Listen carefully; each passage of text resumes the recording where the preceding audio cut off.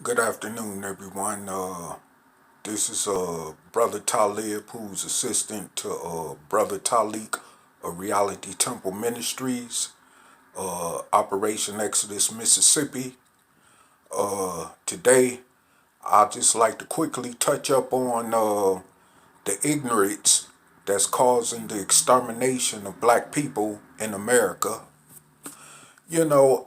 as I was traveling back and forth between here in St. Louis uh, over this past weekend, you know, I really found that I didn't have to really go far into the local area of my traveling destination, which is where I was at over the weekend to really find out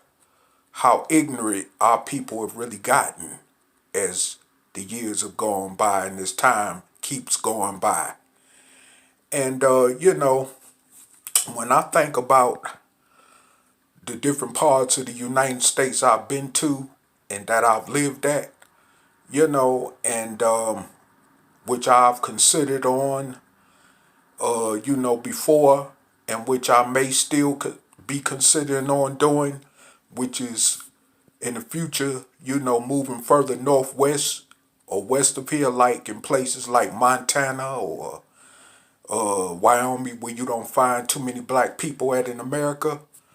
Well, I've come to find that blacks that do live in, areas like Montana or Wyoming, don't really have too many problems. And it's got a lot to do with conduct. See, we got to understand, yes, it is racism throughout America. America is permeated on racism, well as slavery and oppression, of course. I'm not going to definitely throw that out the window, but the fact is also is that when it comes to ones conducting themselves in a civilized manner or either a uncivilized manner, that has a lot to do with how you get approached as well by the racists in this country, even if it's about coming in contact with the racist police, or with any other type of racist. It has a lot to do with the way we as a people conduct ourselves. And when we are already being stereotyped in so many negative ways, why do ignorant, silly things that would even provoke, the racists, which is our, nearly 500-year-old oppressor, to do something drastically, especially like blowing our heads off, which the law will, of course, back them without any, consequences involved. And we basically, a lot of us throw our lives away, to the early grave in this case, as well as into the penal system, because we're not properly thinking. Of course, due to over 400 years of slavery and, and stuff like that. But still, we can't fully keep using that as an excuse. We could look back on that and,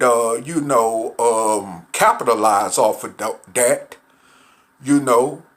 But at the same time, yes, I am in agreement with a lot of people when they say that it may, or with those who say that it may take 400 more years to undo what has been done to us. And in this process, I could definitely accept that, dealing with the concrete facts of the matter. Because a lot of, dark-skinned descendants of slaves born in America, who I refer to black people as, rather to say, you know, we do things that scare our own people away from around us. And that's why, like I've said before in other previous videos, that, I cannot, criticize dark-skinned descendants of slaves born in America who choose by affordability to be able to move outside of black communities across this country, especially in urban areas like the St. Louis area where I just came from traveling to over this weekend. Because when I see things where, our people are uncomfortable around each other because somebody is looking to rob them or kill them or rape them or some other, you know, inconscientiable type of thing, it's like, what do you expect our people to do who want to be among better civilization, who want to raise their children and family among better civilized, circumstances in terms of conduct, in terms of, their kids being able to feel safe to go out in the front yard or to the playground and play or go to school safe. You don't see that in places like St. Louis, Chicago, or my hometown of Detroit, or Atlanta, or New Orleans, or Miami, or Los Angeles, or Oakland, and other urban areas, even those that are not major metropolitan areas, like, for an example, like down in places like Little Rock, Arkansas, Pine Bluff, Arkansas, Jackson, Mississippi, even, which we're, focusing our Operation Exodus Mississippi campaign on towards, us hopefully taking the state capital so that we can, govern our destiny by controlling the politics of the state of Mississippi. But see, with that, said, the Operation Exodus Mississippi is the reason why I'm still, hanging in and not giving up hope on our people, because that could be a beautiful thing by creating such a reality for us as a safe sanctuary, a race away from the rest of the chaos and racism going on in America against our people, which our people will be able to, gravitate to doing more positive than negative things once they see how the environment is in different contrasts from other areas throughout America, outside of Mississippi. So, this is the thing that we want to do in terms of our reality concerning the operation of Exodus Mississippi. But once again, I just wanted to bring this up because, we cannot keep blaming other people for the negative stuff that happened to us as dark-skinned descendants of slaves because of the matter of our conduct and the way that we, bring problems onto ourselves, and it's like I say, it got a lot to do with the situation with how we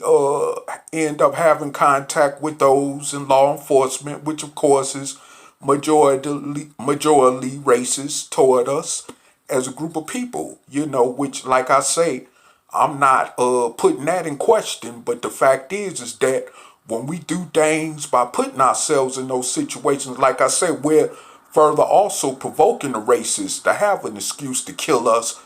or to lock us up, especially on some type of kind of frivolous, trumped up charge or something, And so,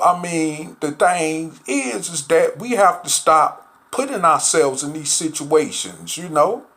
as far as, when it comes to drugs or crime, especially with us, committing crimes on each other, which gives the Caucasian,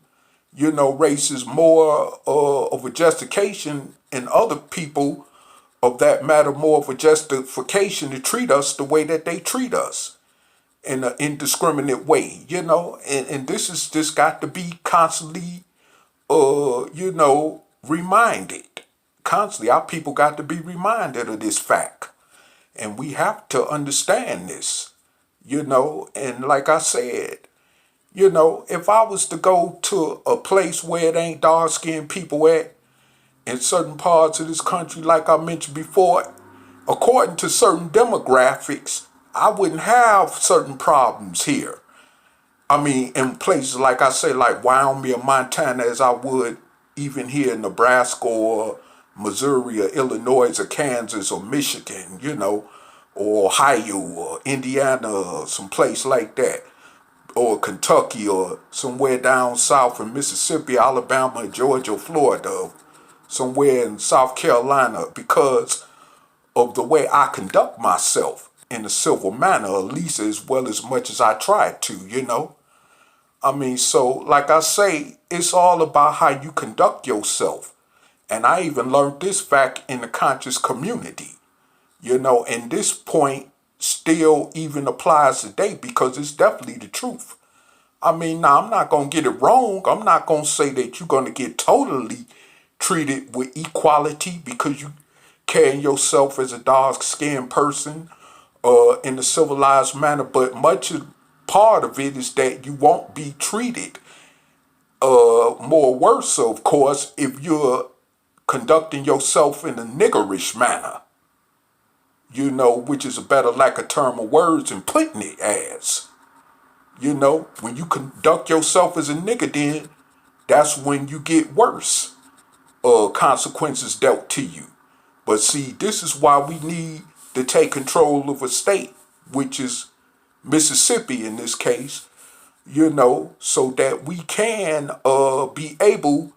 to quarantine ourselves away from any possibilities of indiscriminate mistreatment of the Caucasian races as well as other people who don't like us in this country as a group of people,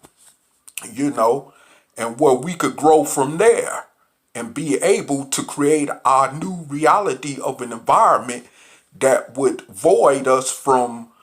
the statistics and the circumstances that surround our present reality here in America as dark-skinned descendants of slaves born in America. So I just wanted to point that out, just to let that be known that, hey, we got to wake up and, get a grip on how we even carry ourselves, in a conduct manner as a people, because like I say, conduct plays a part in a lot of things that happen to us as a group of people in this country, far as us as dark-skinned descendants of slaves born in America, and like I say, well, we run around here with our pants hanging down below our buttocks, and whether it's male or female as well, and disrespecting ourselves in public and, running around, acting ignorant as well as, among each other. I mean, this is the type of results that we gonna keep getting, and we're not gonna get any different results until we, work toward changing our ways from that type of behavior or sort of type of behaviors, as well as other different type of ignorant behaviors, that have kept us degraded as a people in this country in the eyes of the world, So, like I said, we got to understand and realize this reality is a fact, and like I say, stop placing all of our blame even on slavery. Because, too many of us as dark-skinned descendants of slaves born in America do, place a lot of stuff based on slavery, which ain't always the case because 95% of the time that we get ourselves caught up in all kind of stuff, especially that goes against us just because of the color of our skin, is because we do put ourselves in that position by provoking our oppressors. And that's what I want to state for right now because I don't have much time left. But I will be making another video soon. So whether today or tomorrow. So I just want to say, to all my listeners and audience watching this video, peace.